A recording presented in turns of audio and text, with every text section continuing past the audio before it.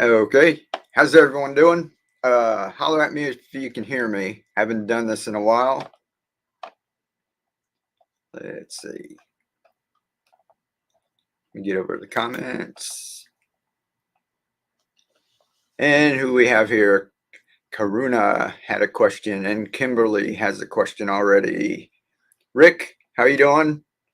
And Brian? Nope. Troy, what's up? I'm doing more outdoor hydroponics this year. Awesome. Let me see. I haven't popped up.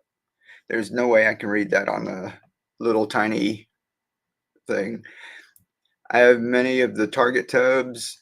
Cool. Yeah. Do you like those? I see you're doing some in towers and other wooden frame. Which do you prefer? All right. I'll get to that in a second. Let me say hello to everybody. Juanita, hello. Hello, hello. Who's this? O+9.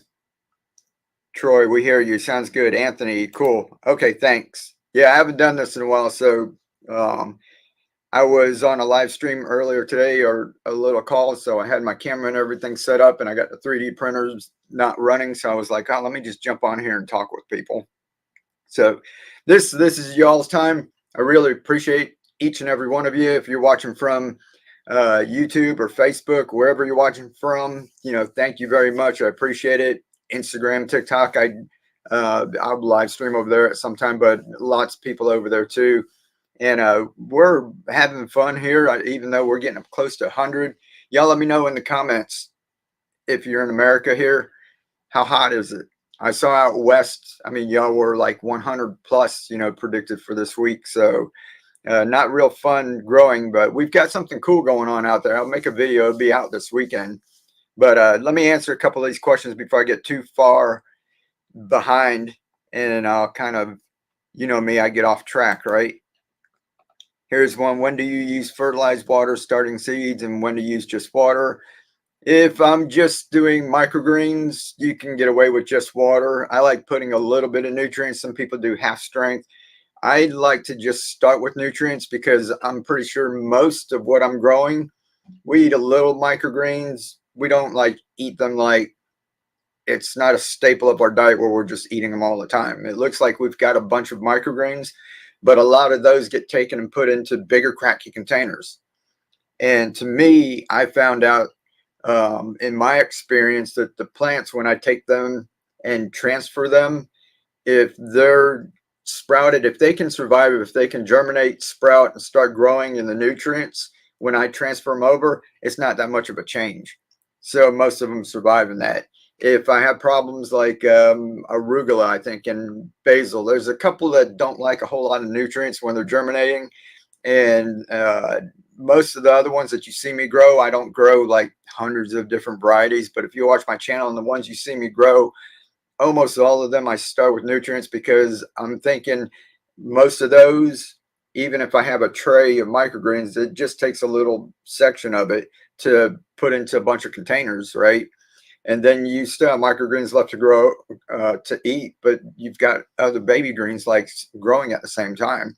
So I transfer a whole lot of mine. Most of the stuff that I grow, I'm thinking at the very beginning that it's going to be a baby green, that it's not just consumed as a microgreen. So I always start it with nutrients. But if you're just growing microgreens just to eat microgreens and you like that, that's fine. You can get away with just water if you're going to harvest it like 7 to 10 days. Kim, how are you doing? We see Kim around a lot. I've never had trouble growing tomatoes hydroponically. However, every tomato I transferred from soil to hydroponics has died this year. Thoughts? Don't really know. It's sometimes they do. Some, I can't speak for like every variety and all types. Most of the time that I transfer them, they do okay, and sometimes one or two might not make it if I buy like 6 or 7 or 8 or a couple of trays. And to me, I found out if it's like a younger one and you transfer it, there's more of a chance that it'll survive. Once they're bigger, if you get the bigger ones, which are like really expensive now, right? Then those have a tougher time, in my opinion, to transfer. Can you reuse the clay balls? And if so, how do you clean them? Yes, you can reuse them. I reuse a lot of them. And that's the reason why I got into that, was because the soil was kind of a mess. You grow your microgreens, there'd be roots in there, and you know, you harvest and you try to get the roots out, or you dry it and compost it, and you go through this whole mess to mix it back in. And there's a big long process, and I want to streamline everything. And we started using the clay pebbles. I started using Hydroton or Leca years ago. And I just revisited that because we're trying the different experiments, and I'm really liking it. So we go over sometimes, and I don't advise this for everyone. You just do what you want to do. I'm kind of lazy. Like I said, we try to make everything cheap and easy, right? Most of the time, if it's not like a smelly crop, you know, like brassicas or radish, clover was really nasty. Uh, if it's just 7 to 10 days and I use it and I rinse them off really well, I lay them out in the sun, and I leave them out there sometimes. I've got so much of it like rotating that I'll leave it out for a week, 2 weeks, 3 weeks. It depends on, you know, if you've got rain or not. And if it's raining, I've got them in these white trays, the microgreen trays. You remember how you had the J Marty, I think is the one that we use. It's a green tray, a solid one that's got a little screen mesh. We don't grow microgreens on there, but I take that white mesh one, and I fill it up. I lay them all out on the table and dump all my Hydroton in it. And then I just let it sit in the sun, and it bakes. You know, it's getting up to about 100 degrees right now. It bakes in the sun, and then it goes on over, and it might rain and get wet again, and then it'll bake again. And I'll wait till it's been in like really hot, sunny weather for a couple of days. And most of the roots just kind of just dry up, and you can just, you know, squish it around like this, and it comes out. And then if you want to, a lot of people do it, you can either boil it, sterilize it, and then do that. Or once in a while, like I said, if it's something like radishes that have been in there a while, or any kind of brassica like kale and that, you can like grow it to baby greens and let it grow a little bigger, right? It might get a little smelly. I'll put it in a bucket with holes in it, and I'll set that in another bucket, fill it up with water, and then I'll put a couple capfuls of bleach or a couple capfuls of hydrogen peroxide, and I put another bucket. So I have 3 buckets, put another bucket on the top of it, and I fill that one with water. About like halfway, you'll be able to see, and it'll start to push the clay pebbles down into the other one, because it floats. So if you just put it in there, it kind of floats up, and like the top ones aren't sitting in it. So I'll put one on top to kind of weight everything down. Then I'll let it sit overnight, you know, 2 days if I need to, and then take it out. And that bucket, the middle bucket's got holes in it, so I pick it up and everything drains out, and then I just rinse it and then go sit it out in the sun. So long I could have made a video about all that. Sorry about the long answer. Troy was asking, which one do we prefer, the towers? I really haven't had any preference yet. We like doing everything. If I put it out there and I can take microgreens and put it into something that grows into baby greens, and we can grow like full size lettuce and stuff, you know, I like it. They're pretty much, they all work. If a lot of people ask if you can put, you know, how come you're not using aeration or filters or pumps and that? And if you can do that, that works fine. You know, then you'll actually get a better crop. But like I said, on this channel, I want to get everybody started and everybody over the hump. You know, there's a big learning curve there. And if you really get into hydroponics and then into aquaponics, aeroponics, and all of that stuff, there's a lot to learn. There's meters, there's all kinds of stuff to monitor. And I don't do any of that, because I want it to be so easy that someone like my mom, when she was around, that I could just say, hey, you know, here's this, take this plant, put it in nutrients, let it go, you know, check the level once in a while. And if I told my mom, you got to go in and check the pH. And if it's this number or above, you've got to put pH down. If it's this number or below, you've got to put pH up. And then you got to stir it, and you got to wait a couple minutes and check it again, and maybe add enough. She wouldn't have done it, right? So I want to make it easy enough for people to get started, but that doesn't mean it's the best, the end all be all way, right? So I have no favorites. If I do it and it works, I love it. It's just different ways to do it. Now, the thing that we're working on right now, I haven't made a video for it yet. I'm really loving that, especially since we're testing it right now because we're going through. Let me check if anybody said what their temperature is. 105, 115, 20 C. We just hit a cold. Oh, cool. Cold front's good. Dropped down to 70. That sounds awesome. The man, the myth.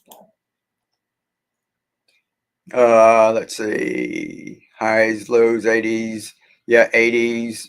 If we're gonna be 97 to 99 this week, and the heat index is up over 100. So this new system we've got going up is sitting out there, little tiny sprouts, and we're gonna see how it does. So it might cook them all, and if they do okay, it's gonna make a cool video. So we're getting that set up. I think y'all are gonna enjoy it.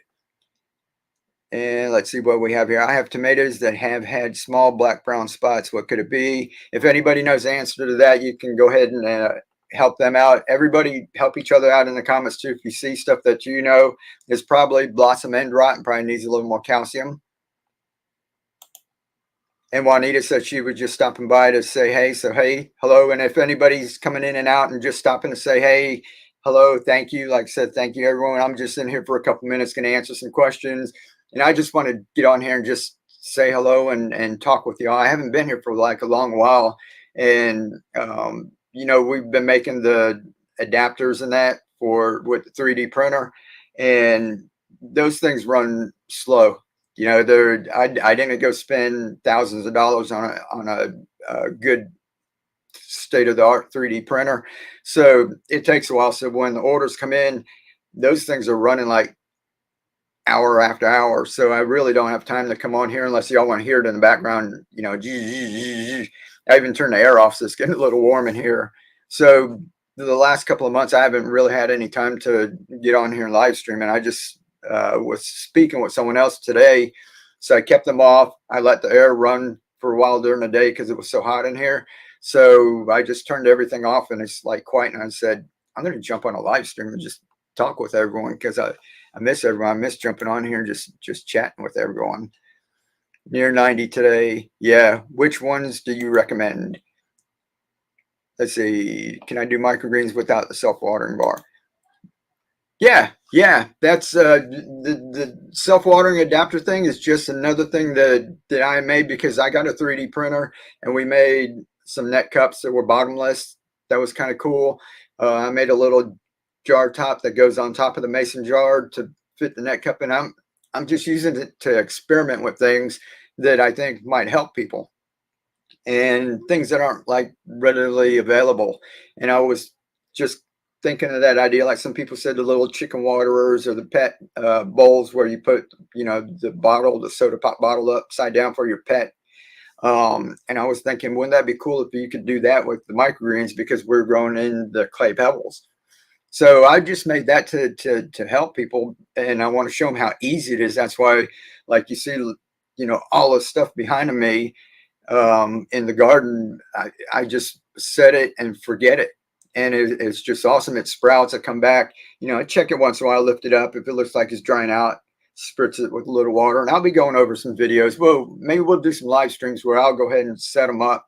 And then we'll have some that we're growing for a couple of days. And like they used to do with magic of television and that. We'll go over it, but you don't need it. That's just something I was doing just to help people. Some people can't garden. Some people don't have the time and money, and some people like me were busy, and I would forget all the time. I started growing microgreens. I really wanted to try and start, and I wasn't buying bulk. That's another thing we talked about with seeds and the price. And so I was buying, like spending my money where we really didn't have too much money to spend like 10 years ago when I was first starting it, and, you know, to experiment on. And you hate to waste stuff. And so I wasn't buying it in bulk, and I kept like starting to grow it. You're getting excited. It sprouted a couple of days, and then I was at work, or I would forget to water it in the morning. And, you know, and microgreens, if you don't do it 2-3 times a day, you know, they're dead. You come out and like a whole tray is like gone. So that's why I started going to the small trays. And you definitely can.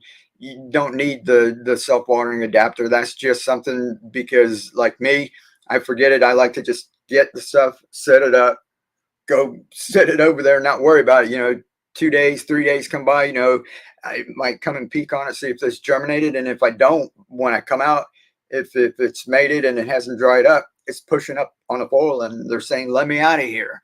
So, you know, and I go and pull the top off, spritz them a little if I need, and then I just let it go. And with the bottle, you can watch the water going down, and you can see in the bottom, you know, how full it is, and if the roots are all the way down yet, or if the roots haven't quite reached the water level, spritz them a little more until they get down there. It usually doesn't take that long, but I like just leaving it. That's why we had the ramen trays with the wick in it, the self-watering thing. I just keep forgetting it, and that was a lot of hard-earned money down the drain when, you know, you're talking about just in a garden putting a couple of seeds and the birds got it or you messed up, you know, you wasted a couple packets of seeds. When you're talking about a tray of microgreens and thousands of seeds and you forgot to water it and you've got 5 trays, you know, that's a little heartbreaking. So I was coming up with ways that people can do it. And if you're new and you forget about it, it's not like, you know, all of a sudden, you know, you've just wasted a whole lot of money. So that's all it is. It's just to help. And which ones do you recommend? If you're talking about microgreens starting off, just look at my channel if you see me growing. Pak choi, kale, basil. Basil's harder to germinate. It takes a little bit longer for it to start to grow, but once it does, it gets established and it lasts a long time. You keep picking off of it. But all of the brassicas and that you can eat as a microgreen. We like those. So you got broccoli, all your kales, mustard greens, radish. You see us growing a lot of radish. If you're brand new, radish is like one of the easiest, and it's really potent. You don't want to grow like a 10-20 tray and just think you're going to eat a salad full of radish. But it's one of those where, you know, if you grow a thing full of pak choi and you eat a couple, it's like nibbling on grass or something. You know, it's not, you're not really getting a flavor burst out of it. Now I like letting mine grow a little bigger to the baby green stage and then taking that and throwing it in my soup, and it wilts and you definitely can taste the flavor. I like throwing it into the stir fries and that. So that's why we start with the intention of it's going to be a microgreen. If we need to cut some, put it on our dishes and that while we're waiting for the other stuff to grow, we'll use it. But a lot of it gets put into bigger containers and starts growing, and then you've got a lot more bang for your buck. It really starts to save you money. And if you guys go back and look at my channel, the one about seeds and the cost, it would blow your mind. And that's something everyone should take advantage of right now.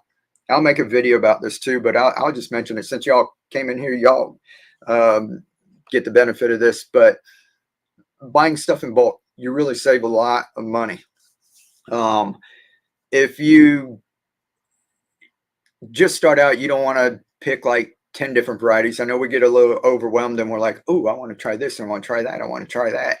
If you're just starting out, you want to learn the ropes, and that's what this channel is about. ABCs, 1, 2, 3s, right?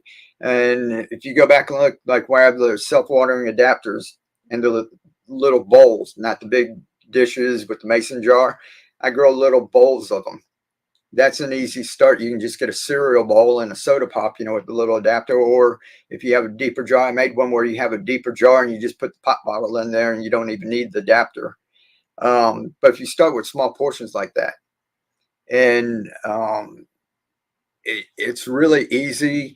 If you mess up a little, you're not wasting a whole lot of seed because you bought some in bulk. So what you do is you pick something like pak choi is easy to grow, but you might get a little tired of it.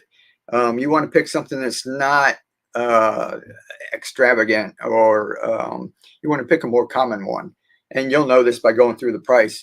Like amaranth, we're growing a lot, but we don't get like a huge amount of it. We get little small 4-ounce packages. But stuff like pak choi, broccoli, kale, all of the stuff, the radish is a cheap one. Like I said, that radish is easy to grow. Mustard greens are easy to grow. I think the radish we got for like $12 or something for a pound. And you guys won't believe how many, if you're doing a little cereal bowl, how many of those you can make out of 1 pound of seed. It's just going to be over and over and over. You're going to have way more than you need. You could have salad like every night and have little radish microgreens on it. So Pak choi's pretty cheap. It depends on what variety you get too. So go ahead and check that out. It depends if you want organic or just non-GMO. There's all kinds of things you can get, but if you get it in bulk, and I think I ordered from True Leaf Market, and if you go over, I forget what the price the limit is now. A lot of people have this is where if you order a certain amount, you get free shipping on top of that.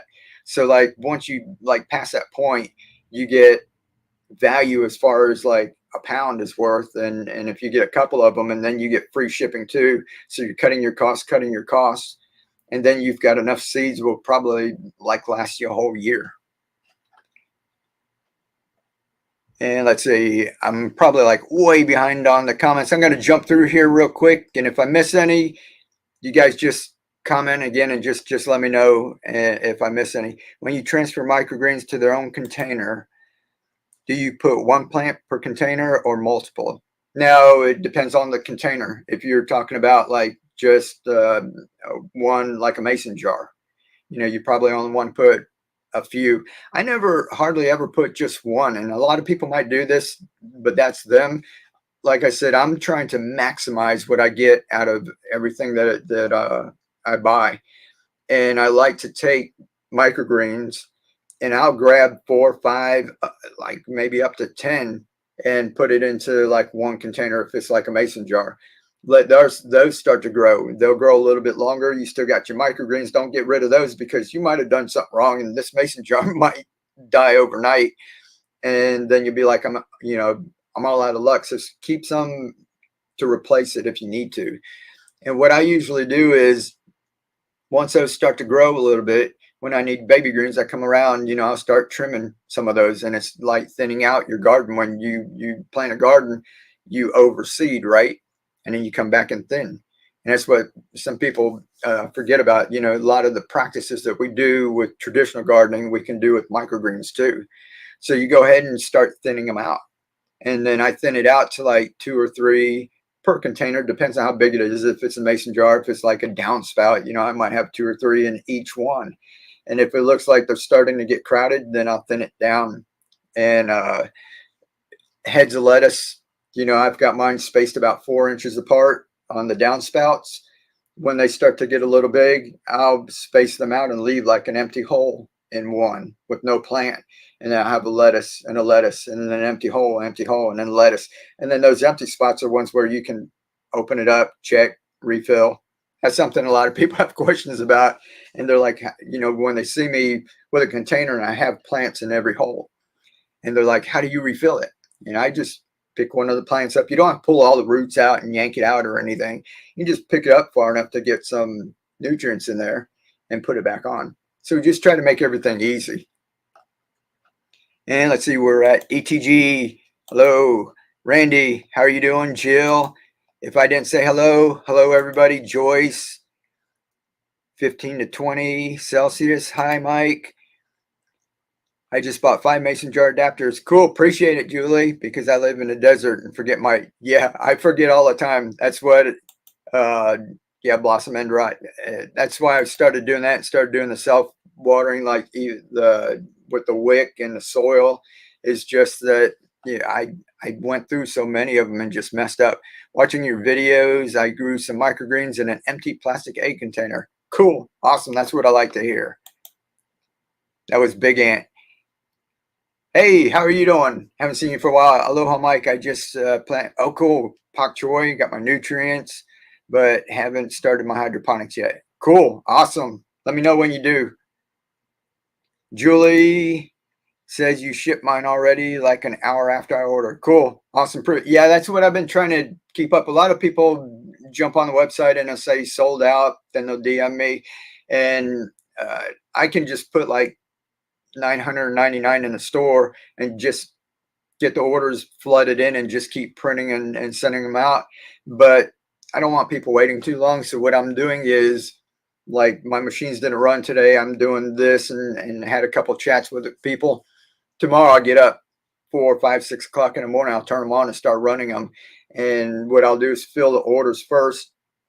The orders that came in today, I'll start doing that tomorrow and keep going.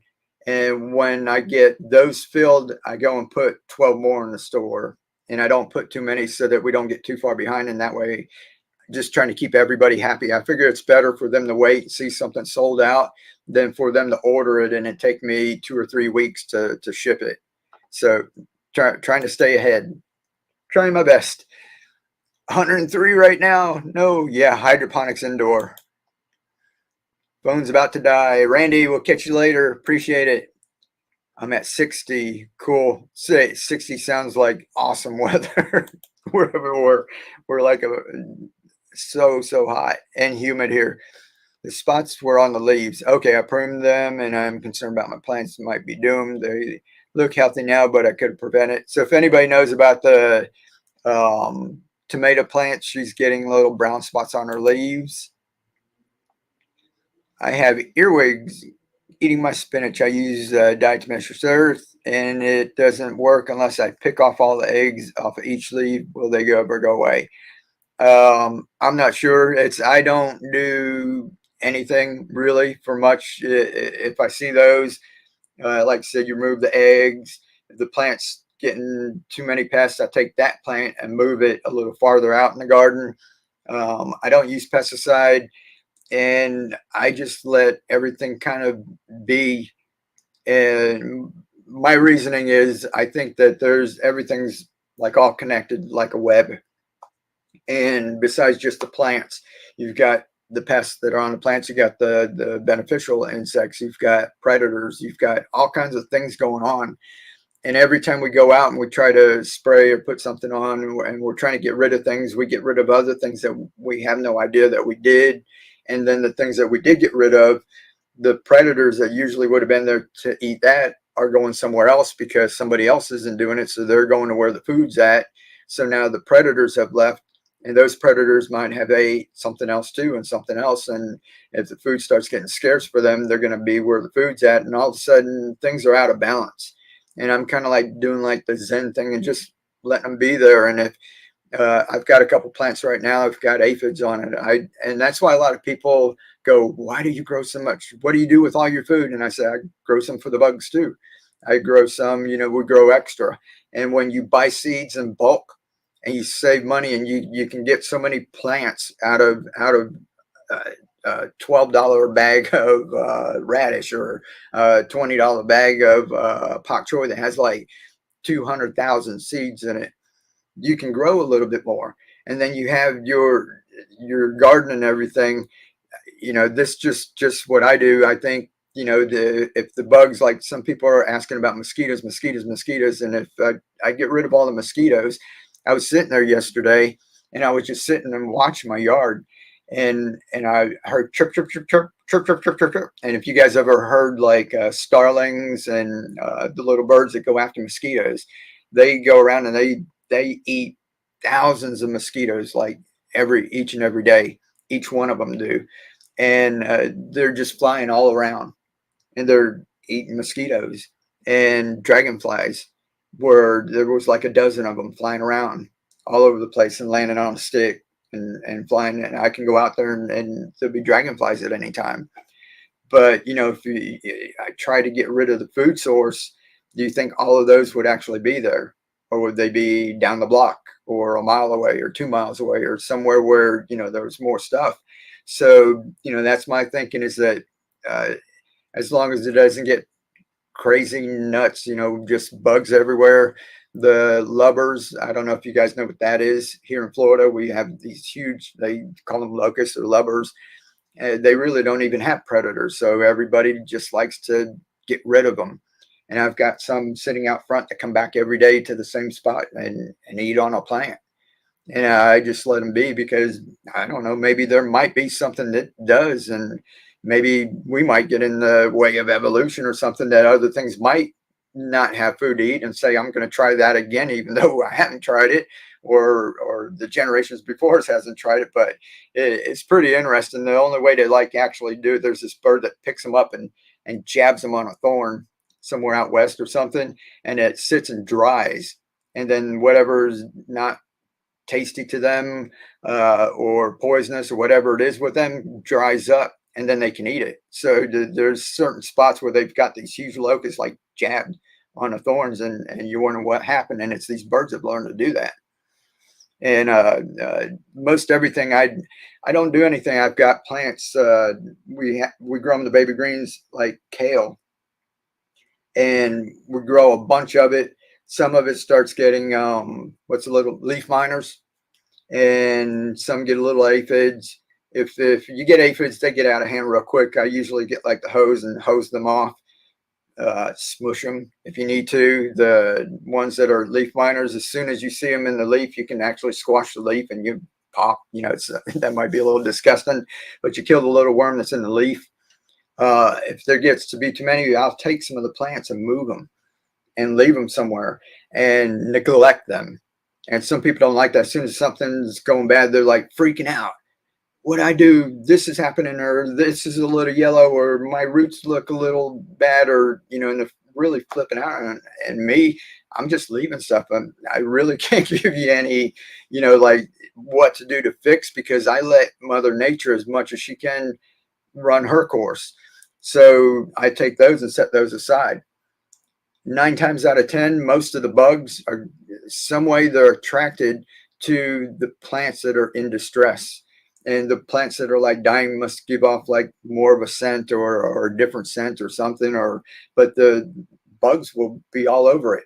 And then the other plants that are doing good, there won't hardly be anything on them, you know. So I just take it and move it. I don't get rid of them. Most people, as soon as it starts going sideways, they're like getting rid of it, throwing it in a pile, or tossing it in the trash, or burning it and starting new plants, and then trying to keep the bugs off of that. And just, that's why the whole thing becomes stressful.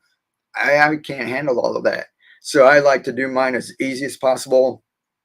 I might sound like an old hippie out there, but it's worked for me. And I know not for everyone. If you've got like a plague of locusts coming to your place, you know, wherever you're at, you know, I know that there's, you know, going to be some time that you need to use a little something. Once in a while, years ago, we had put a little neem oil into a bottle, sprayed, you know, some of the kale, but then we had like that. There's a lot of controversy with the neem oil, and we really didn't even like the smell, you know, and or if you got the residue on you and the taste in that. So we quit using that. And DE, we have some somewhere, but I haven't used any in a couple of years. So if we go in my backyard right now, we'll probably walk around and see some aphids somewhere, or I'll let a plant bolt and flower. The bees will be on it, so to attract them. Then it might have seeds, it might have pest on it, and I let it go. And then when we need to, we just cut it. Sometimes we just drop it. Sometimes we put in, you know, we'll have a little compost pile somewhere. Uh, I just really don't stress out about all of it. I'm growing and teaching my 2-year-old granddaughter. Awesome. That's cool. And she's loving it, getting her hands dirty and seeing the plants come up. Yeah, that's awesome. Cool. Thank you. Yeah, I know you've been around for a long while, Leanne. Right on. Cool. My self-watering seeds and microgreens were the first time I could ever keep plants alive. Cool. Appreciate it. That's me. Like I said, it's not magic, and it's not like a gimmick or something that, you know, I just came up and just said, hey, I think I can sell this. You know, it's something I've been doing it, and it's from years of trying to figure out cheaper and easier ways. And there's a whole backstory that goes along with that, and the reason why I do it, but it's kind of served my purpose well. And you get a whole lot better feeling from helping a lot of people than to actually just be about making sales and everything. But you know, we all got to eat. You do a little bit of everything. You got to find a little balance. And I found out, you know, that if we can teach people how to grow, there's not, if you're well off, you're not really worried about it. You do it as a hobby. You can go buy your food. Like most of us, where we're like middle income, the working poor, right? We work, we pay bills. If you can save a couple of bucks, or if you can grow your food, you can take some of that money to pay a bill or something. You can take some of that money, put away and save it. You can, you know, some people just like to know where the food came from. and that's a big relief for them. And then there's some people who are really struggling. And if you can learn how to do this, how to grow an abundance of food and how to save money while you're doing it, not go out and spend tons of money. That's why I love hydroponics. It's working. It's almost 100 degrees outside. We're growing food, but I didn't go out and spend $2,000 on a hydroponic system. I don't have to be out there monitoring everything. And people say, just throw some fish in it. Like it's magic. Put a fish in there and you're going to grow some food. And we're building something right now. It'll be a little experiment. I'll show people. We'll put fish in. There's a whole lot that goes into aquaponics. You have to monitor a lot of things. If you have just a small system, a little fish in one plant, that's fine. But if you want to grow food and grow a lot of it, there's a lot that goes into it, and there's responsibility. If you mess up, or you're like me and you're careless and you don't take care of something, the levels, nitrates, everything can get off like really fast. And then all your plants can die, and worse yet, all your fish can die. To me, that's a lot of responsibility. I don't want to be responsible for, a bunch of fish. And I was a little careless, and I just killed, 12 dozen fish or something. So we try to do things as cheap and as easy as possible to get everyone involved, get that stress down, have fun. And as you learn, this is the ABCs, the 1, 2, 3s, you get that under your belt. And then you can slowly learn, the other stuff. There's hardly anything out there, or jobs or anything that we go to, and they take you right away and stick you on the hardest position.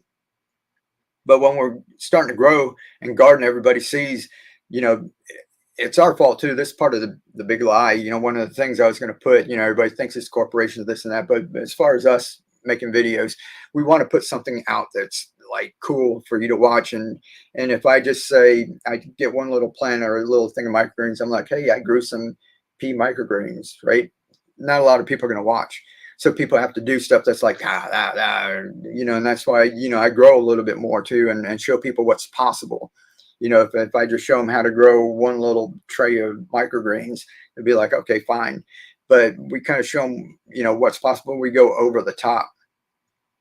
And a lot of people take all that information in, and then they want to grow all of that stuff, right? You see all these tomatoes and cantaloupe and watermelon, and people are, have like these trellises just full of stuff, and make it sound like it's easy, because they want people to keep coming back and watching videos, and keep coming back and watching videos, and trying something.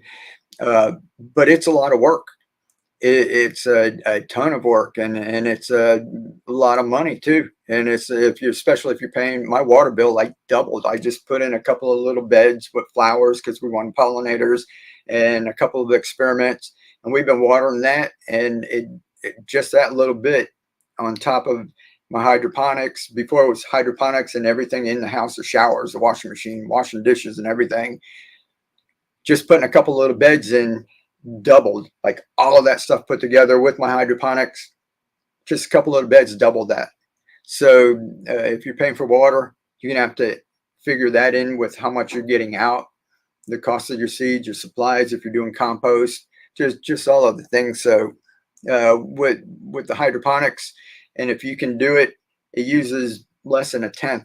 Some of these downspouts and the larger containers, I put the microgreens in there, it'll go 4-6 weeks without doing anything, not adding anything. You go out to your garden for, one afternoon, and you're wasting gallons and gallons of water because you're watering your plants. You're going to have runoff to where you don't need it. You're going to have evaporation. There's going to be all kinds of stuff going on, and you go through gallons and gallons of water, whereas the hydroponics, you put it up and you can leave it for a long while. I like to reuse soda bottles. How far behind am I? Let me jump down. I'm going to jump down to the end if I haven't answered, because I'm just talking in that, so I might have answered some of your questions. I'm going to jump through here. I don't want to keep y'all all night. I'm still loving the downspouts and pool noodles. What greens do you find are the most heat tolerant there in Florida? I just try to grow a little of everything. The pak choi seems to do really well, heat tolerant. And then when it starts to get cold too, that's why they were calling me the pak choi king because I was growing so much of it, was because we could grow it.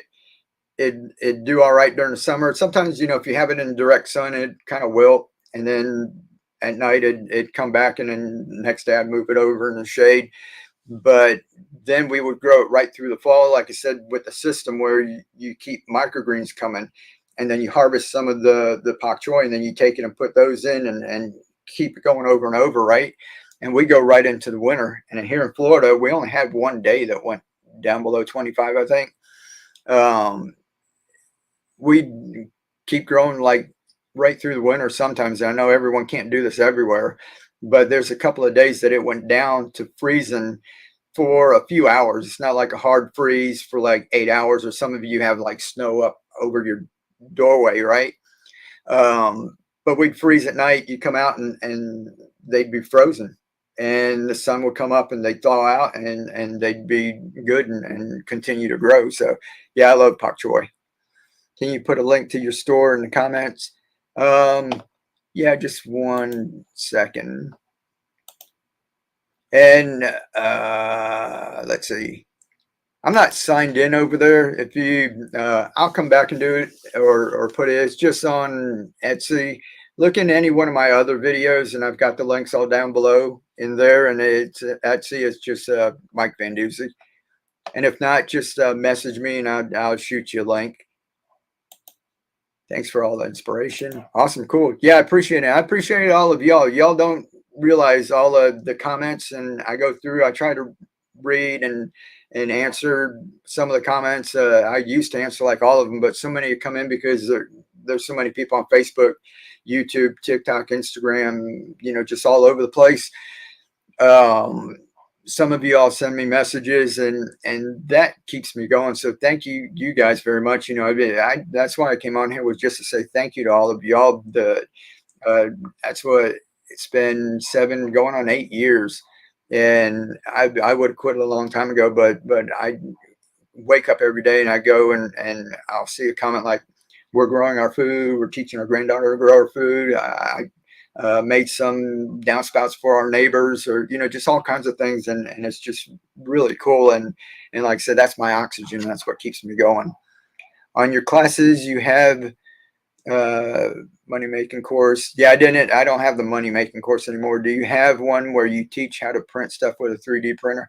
No, but I will put one on here. It's not that difficult. If you go and look up, because the printer that I got, if you get the same one I do, I can kind of teach you, but there's something called a slicing program that you have to put the files that I give you. That's a little different for different machines, and there's different settings as far as like the temperature of the bed and the temperature of the nozzle and the speed that it's going. I can explain like what I'm doing with my machine, but what you should do is like look up 3D printers, and then look up, on YouTube, just look it up, and then look what goes into it, and look and see if people have like complaints about it. And what I got was a Creality CR10 SE, and it's so good I went and bought a couple more. I have one like backup just in case like one goes down, I can keep working. It's easy right out of the box. It took me like less than 30 minutes to put it together, and I looked up how to use the software in that before I got it. And so once I put it together, ran the little program and started printing right away. So that one works good. If you're new, look for something that has an auto leveling bed, because from what I can figure out, I've seen a lot of people out there that one of their biggest problem is getting the bed exactly level, because this thing's printing on it and it's like 0.3 of a millimeter, a third of a millimeter, right? So if it's off, if you go to level it and you're off a little, it's going to miss and it's not going to stick. And then, so it's got to be like perfectly level. And what they've got now is an auto leveling bed. Is you calibrate it and it goes through and it checks all the points and it figures out exactly where that bed's at. And then from there it can do it. So that's why I could do it, not knowing anything about those machines, and I could have it up and running that quick.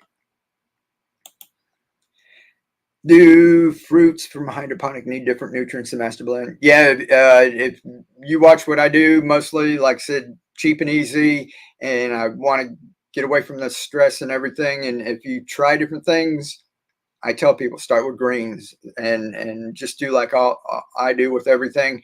That's the ABCs, one, two, threes. And I kind of skipped over this point when I was talking about it before. But everywhere else we go, work, wherever you go to work, they don't take you and put you in the hardest position.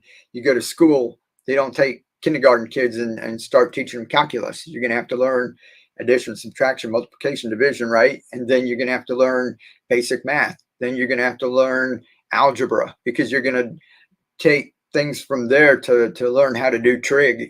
Things go in a certain order. But then when we go to garden, everybody sees all these videos. Like I said, that's our fault. We're like out there going, look, I grew a 10-foot tall tomato plant with tomatoes this big, and you can do it too. And that's the first thing people want to do without knowing like the basics. And a lot of people jump in, try it. Some of them make it, some of them do okay, and a lot of them fail. And I know I've been answering questions for like 7 years. People are like, help me with this, help me with that. Some people even uh, message me and say, I know you said start with greens and start with the basics, but I jumped in the deep end and here's my problem. And then how do I answer them? You didn't start at the beginning. We've got to go back and start with the basics. So that's what I do here. If you get into all the other things, there you do blooming plants, the fruit, you do need a little bit of different nutrients at a certain stage. And like I said, if I get into all of that right here, it gets people confused. And then all of a sudden people are asking questions about that, or if you use different nutrients. And that's why I try to use the same nutrients. I use master blend. I tried general hydroponics, maxi grow. That works great for just leafy greens. The master blend works good for what I grow, was most of the leafy greens, herbs, tomatoes. I've tried it. Works good on the tomatoes, but I'm using the master blend tomato formula for 1838, with calcium nitrate, Epsom salt. I've grown peppers. I've grown squash. So there's certain things that it's good all around nutrients. So I like to grow certain plants and keep it just at that, not, like, hey, I grew an apple tree, right? I like to grow with certain nutrients. And that's why I've just used those two. I've been experimenting. I've been trying to find just pure organic that we can do with the crack key.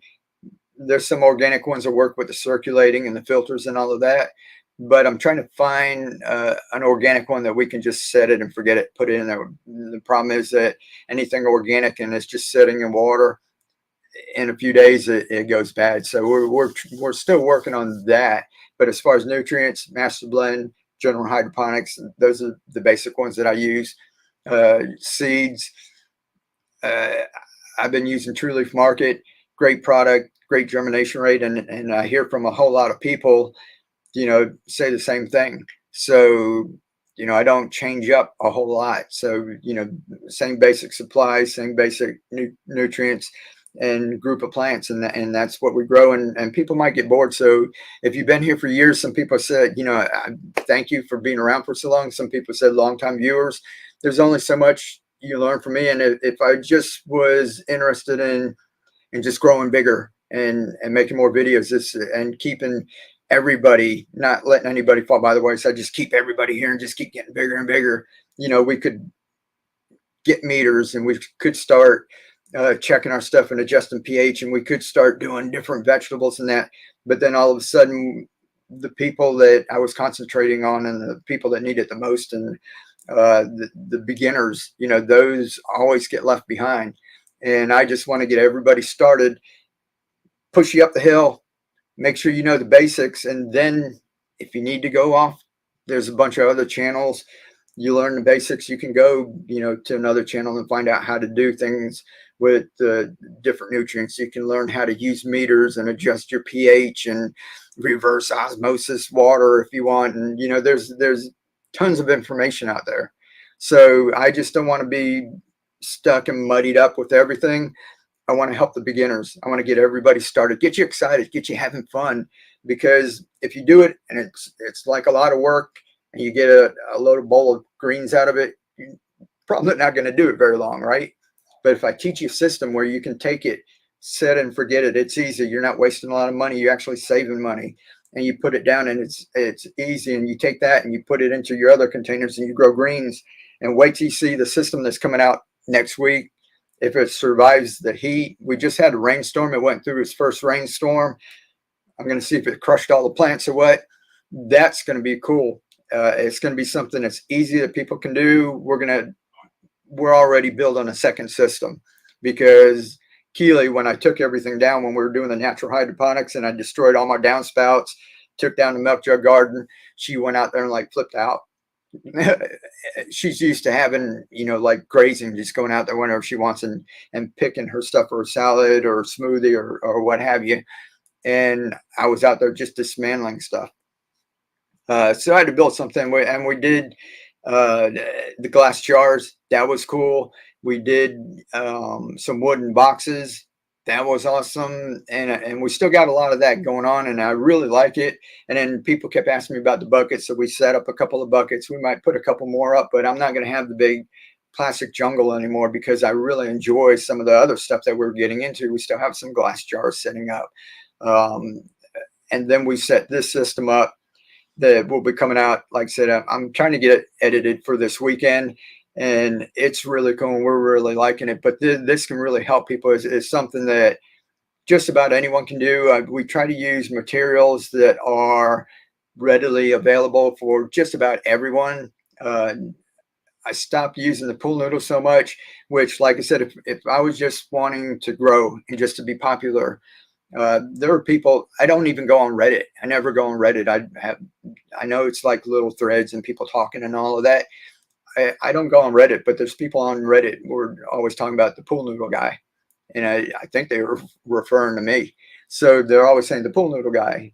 And if that's what I wanted to do, that's like, I would put up a video, and sometimes the external traffic would be more than what like all of you are watching, because somebody went and shared it in some thread somewhere, and all of a sudden thousands of people that were coming over and watching it. If that's all I wanted to do, I would go all in it. I'd be the pool noodle guy and make a throne out of pool noodles and growing plants and that. But not everyone everywhere could get it, and I didn't realize this when I first started. The world was really small, right? You knew people around you and where you worked or where your friends and that hung out, and your world was really small. And then the web internet came, and all of a sudden it opened it up. And even when we first started putting videos out, I was thinking like, people around me or maybe within the state, or, it just seems so big. And then you get messages from people in Sweden or Germany or South Africa and Costa Rica and South America and just all over the place. It just really blows my mind. Like every single day that I get up and I get a message from somewhere else or here or there, it's just really mind-boggling. And people all around the world can't get pool noodles. People here in America, the downspouts that I like to use, the 3x4 ones, I just thought Home Depot sells it. If Home Depot's here, or Home Depot's like all over America, you can get it. Well, they only sell it in certain spots, and they won't even ship it to the other stores. And it's something that's like big. You'd have to like ship it on a truck, right? You can't just stick it in the post office. So there's some things that I like using, but not everyone can get it. So I'm trying to work on things, and that's why we started with the natural hydroponics, was just with glass jugs, wood boxes, and things that anybody can get anywhere in the world. Put some of the buckets together, because even if it's not a Firehouse Subs or Lowe's bucket or whatever, somewhere in the world somebody can get a bucket. So we're doing that, and the system we're putting together right now, we're trying to use readily available things. It's not just about us getting out there and like saying, just being the pool noodle guy. Hey, the pool noodle guy had another video, so if I stop using pool noodles, they, might not be referring to me like that, and I might not get that traffic. But like I said, we're thinking about how many people we can help, and not me, like a persona. I don't want this to be about me. I want this to be about global impact. And to me, when I was young, thinking like, oh, you can't change the world. People are saying you can't change the world. What do you want to do? I want to do this or that. And they're always saying that, right? They always make us feel like we're so small. It's because it was hard before. And now we all have the ability to do it. And all of you out there, even when you take something and you share it, or some of you have like made your own downspouts. Some of you are doing some of the things that I do. Some of you have made the containers and are out there selling it. Some of it, whatever I'm giving away, like the 3D files that I make, and some people are printing it up themselves and putting it out there and selling it. Some people just took like my ebook and are selling it somewhere, and people take it, and you think, we're always like me, and worried about everybody stealing stuff and everything. There's an abundance. There's over 8 billion people in the world. And it's just mind-blowing that we can put out information and we can help so many people. So I'm thinking more of a global impact instead of me being like the pool noodle guy and somebody on the other side of the world going, that's a cool concept, but where do I get a pool noodle? And some people are just like, what is that? And I'm like, a pool noodle, thinking everybody knows what that is, right? And they're like, well, what's that? And I'm having to explain a kid's toy and what we have, and they're like, well, can I use a sponge? So we got into all kinds of things. So I'm just trying to get rid of the friction and trying to make things as easy as possible for as many people as possible. And like I said, that way it's more than just me. This is our impact on the world, and that's a lot of you out there doing that too. And so that's why, like I said, I wanted to come on and say thank you. I appreciate it. I know I missed a ton of questions. Mike, I just saw Marty's garden is back. He pasted today on YouTube. Oh, cool. I haven't seen Marty in a while, like a month. Is there any online supplies for pest control insects that are not invasive? Yeah, I answered about pest and that. If you rewatch this and go back, I don't do anything. But if you have any quick questions, if I really missed it and you need it, go ahead and put it in there again. If not, I know I skipped a lot of them, but I'm not going to keep you all night. I'm going to be jumping on here more often and just doing question and answer. Before, I used to stress out a live stream. What are we going to talk about? And doing all the, different things and promoting. And I'm like, I don't have time for all that. And you guys don't have time for all that. I said, I had my stuff set up. I had a video call with someone earlier today and the machines are off. I said, I'm just going to set this up and just go on there and talk with people. So I enjoy doing this. I hope you guys enjoy it, and we'll do lots more of it. Like I said, how long have we been on? Been about an hour. We're gonna wrap it up. And if you got questions, you can always DM me, message me, email me. Keep on growing without the G. I think I had it on here at one time. There you go. See, I was prepared. You can always email me. I try to get through those and answer as many questions as I can. And if not, just if you're following, just watch out for notifications. I'll try to give you all a little bit more notice. Like I said, this was just a wild hair. I said, I'm going to go in there, thank people, for all of you. I really appreciate everybody, and answer a couple of questions to that. I'm sorry if I didn't get to anybody. Let me see real quick. Ciao for now. Yeah, ciao.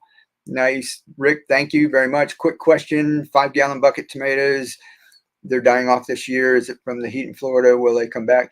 Yeah, it could be the heat. You just got to watch it. If you have it in the direct sun, if your buckets are dark, they can heat up really fast. That's why I always say morning sun, afternoon shade. Watch the temperature. When do I know when to replant pots? I do now. Corn, I don't know about corn. I haven't done corn, but all of mine, I move them as soon as I can. I'm impatient if they get long enough to where if I had a pool noodle, like pool noodle before, if they were long enough to get in the pool noodle where the roots would hang down so that I could fill up the nutrients and I could get the roots down into the nutrients, I'd move them. They could be like just that big. And what other system can you do that when you're planting stuff and you put little seeds in your transplants and they start to grow? What other system do you start messing around with your plants when that tiny? Everybody waits till the bigger they're established, they've got roots, right? And they can be like a week old, and you just pull them out. If you can pull them out and the root's still on it and stick them in there, that just boggles my mind. I've been doing this years and years and years, and every time I do that, and the plants are like this small, and I pull them up and I move them to something else, and they continue to grow. You know, the next day you always come out and check, because some of them weren't all touching the nutrients, right? So a couple of them are going to die. And so you come back out, and that's why I say you don't get rid of all your microgreens. Then you've got ones to go in there and replace them. But when you come out, like none of them died, you come out and like there's all these microgreens that made it through the night, and they're only like that small. You know, so I'm impatient. I do it as quick as I can. If you guys want it, you know, you can wait till they get a little bit bigger. Don't let them go too long, crowded, fighting for nutrients, because then their growth will be stunted, you know. But you can let them grow a little big, and we'll talk about that in other videos than that. So good night. I neglected my bucket and came back from a weekend of bell peppers, cherry tomatoes. They were droopy and wilted. I added nutrients and waters. Do you have any tips for bringing them back? No, you just got to kind of, it's kind of tough once you've gone to the point where, you know, they're gone. That's what, like I said, I like to grow more. I grow mostly leafy greens. That way, if something happens, I've got more microgreens to go back in. And I don't do a whole lot of other plants. Like I said, I'm teaching the basics. And then once you learn the basics, you move on to the other stuff and that. Zach, yeah, Zach was back there. He was getting more coffee. Oh, I got coffee here too. Got cold. But we only got one fern. We had two ferns before, but he didn't bring his. How do I cross-pollinate my cucumber plant? I don't do a whole lot of cucumbers in the soil for the garden. Yep. And if anybody likes growing in the soil, like I said, we're not, you know, this isn't like, this is the end-all, beat-all way to do it. This is just an option. And that's what my whole channel is about, is we want everyone growing, as many people as possible, growing their own food. We can be a little bit more self-sufficient. You know, it doesn't mean you have to grow everything. They're like, well, you can't grow a potato, or I can't sustain myself on a tiny green. This is about learning how to grow more food. This is learning about being a little more self-sufficient, not totally off-grid in that. Anything, and if you can save $100, you have $100 that can go towards your electric bill or your savings or whatever, or just go out and have fun with it. So this is about options. It's not about end all be all, end of the world, that we're trying to solve everyone's problems. We're just trying to teach people, get people excited, get people to start. That's the problem, is to start and to have fun, because then you keep going. If you start and it's a lot of work and you get, you know, a little bit out of it, you're probably not going to keep on. And I had that problem over and over. So that's why I have fun with this. I just do it. My son's doing it. My wife's doing it. We have fun. Lots of people out there. All of you guys are sending pictures in our group, our Facebook group. They send pictures. They help each other. That just blows my mind. I'm hardly ever in there. I go in and look. I don't answer all the time or post, but I see all these people and they're all helping each other. Somebody's like asking like some of the questions that you guys have, putting their questions in there, and a bunch of people are answering, and I don't even have to answer. Just that is like part of my oxygen too. That just does my heart good. So thank you all very much. I'm going to come back. Silly Billies. Yeah. If anybody got the reference about the ferns and all that. But thank you very much. We're going to do this a lot more often. Like I said, it's been an hour. You guys get out there, lift, inspire, keep on growing, be the change. We'll catch you next time.